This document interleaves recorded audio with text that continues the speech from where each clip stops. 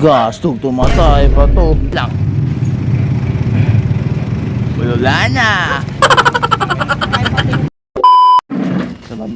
Sa baba. Hirap no.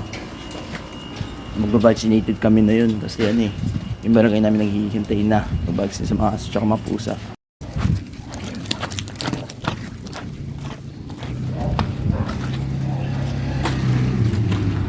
Lahat pa tayo dun.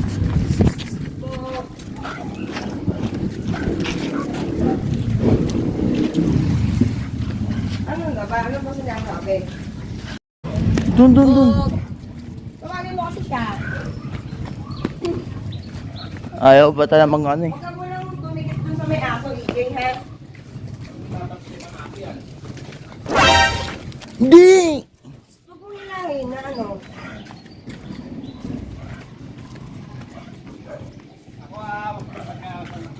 Oo. Hindi. Hindi.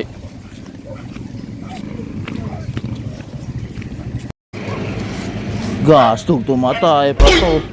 Ayaw mo muna na ako.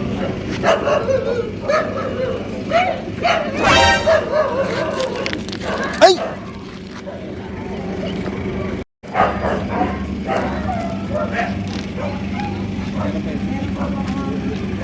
Oh.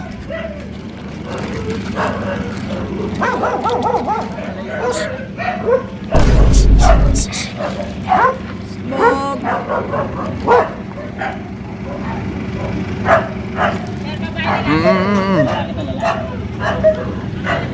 Hold still.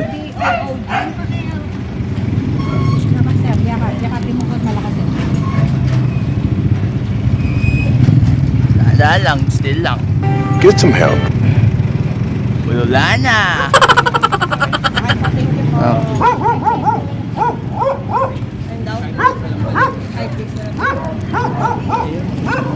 Kinakabahan ako dun sa ganyan sa vacuity sa Bulacan eh.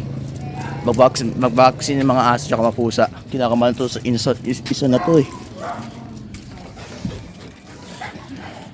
Baka sa inyo hindi pa naka-vaccine ng mga aso at pusa, pumunta na dito sa San Jose Patag para mag-vaccinated.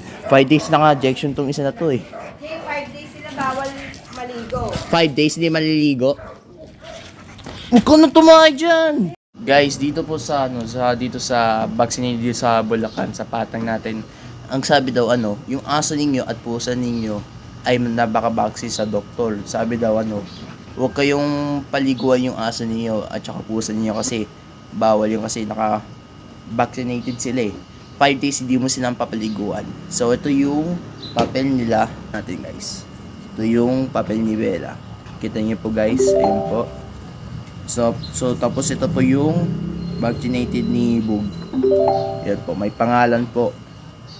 Yung vaccination, yung mga aso diyan, yung naka-vaccine dating 2024 kasi may pasok ako ng grade E na Aguinaldo eh. Yung mami ko tsaka yung daddy ko, first time sila naka-vaccinated, si Bo tsaka si Bella. Siyempre guys, huwag kayong paliguan yung aso niyo kasi vaccinated sila eh. Kasi 5 days hindi mo silang paliguan. Sa next week, pwede mo na silang paliguan. So guys, ito po ang tatapos ito ng video na to. Sana guys ay marami kong natutunan dito.